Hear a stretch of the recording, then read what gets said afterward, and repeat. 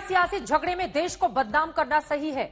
आज ये सवाल इसलिए क्योंकि कांग्रेस के वरिष्ठ नेता और मध्य प्रदेश के पूर्व मुख्यमंत्री ने बयान दिया कि आज भारत महान नहीं, एक बदनाम देश है। बेशक उनकी मंशा मोदी सरकार को घेरने की रही हो, लेकिन क्या आपदा के इस वक्त में सियासी अवसर तलाशना जायज है? हालांकि इस दौर में कोई भी पार्टी मौजूदा वक्त में किसी से कम दिखाई नहीं दे रही है। आज हल्ला बोल में बहस इन्हीं मुद्दों पर करेंगे, लेकिन पहले आपको दिखाते हैं आखिर ये पूरा का पूरा बवाल है क्या।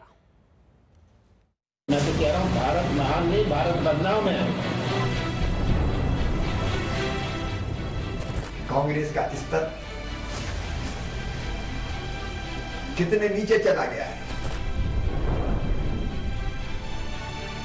कमलनाथ हैं कि मानते ही नहीं। चंद दिनों पहले ही कोरोना पर दिए अपने एक बयान पर फजीहत हुई तो अब एक ऐसा जुमला छेड़ दिया जिसमें देश ही बीच में आ गया। मध्य प्रदेश के सतना में कह दिया कि भारत को अब की बार बदनाम देश कह दिया।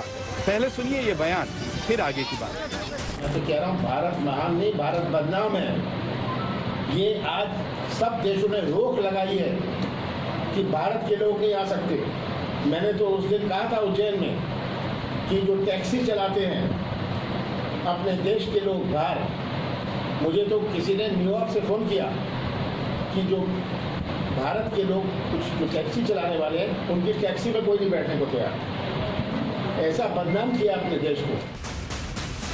सतना में कमलनाथ एक कांग्रेसी नेता की कोरोना से मौत पर परिवार की हिम्मत बढ़ाने गए थे, लेकिन न जाने क्यों प्रेस कॉन्फ्रेंस में मोदी सरकार को घेरने के चक्कर में देश को ही कटघरे में खड़ा कर दिया। अब भला कमलनाथ को घेरने का मौका बीजेपी कैसे छोड़ देती? मेरा भारत बदनाम है कहना सिर सर्व से झुक गया कि ऐसा व्यक्ति मध्य प्रदेश का मुख्यमंत्री था। ये अधःपतन की पराकाष्ठा है और मुझे लगता है कि जरा भी गैरत हो श्रीमती सोनिया गांधी जी में, कांग्रेस में, तो कमलनाथ को पार्टी के बाहर करना चाहिए। शिवराज ने तो कह दिया कि कमलनाथ ने अपना मानसिक संतुलन खो दिया, लेकिन बीजेपी सिर्फ इतने से नहीं मानी, राशन पानी लेकर कांग्रेस पर चढ़ गई। सतना जिले के मैहर में जिस सर्किट हाउस में कमलनाथ कुछ देर के लिए ठहरे थे, उस जगह बीजेपी कार्यकर्ताओं ने गंगा जल से छिड़काव किया।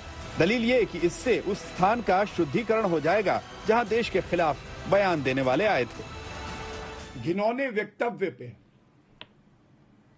कांग्रेस पार्टी शांत क्यों है?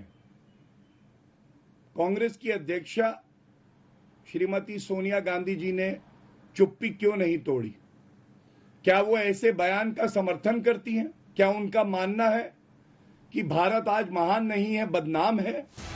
हालांकि बयान पर सियासी भूचाल के बाद शायद कमलनाथ को एहसास हुआ कि अब सफाई देनी भी जरूरी है। हम सबको कितना गर्व था कहते हुए कि भारत महान, पर जो परिस्थितियां बनी इससे भारत महान को बड़ी ठेस पहुंची। भारत इससे पूरे विश्व में बदनाम हुआ। ये खुशी का विषय नहीं है। अगर मैं ये कहता हूं, ये कहते हैं आप देशद्रोही हैं, कहते हैं हम FIR करेंगे।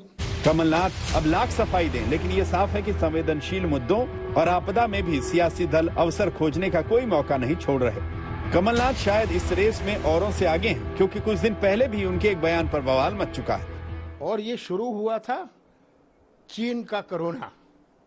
आज भारत इतना महान बन गया कि अब इंडियन वेरिएंट कोरोना, विश्व के प्रधानमंत्री और राष्ट्रपति आज इंडियन वेरिएंट कोरोना से डरे हुए हैं। देशों ने बैन कर दिया, सिंगापुर देश जैसे देश ने बैन कर दिया।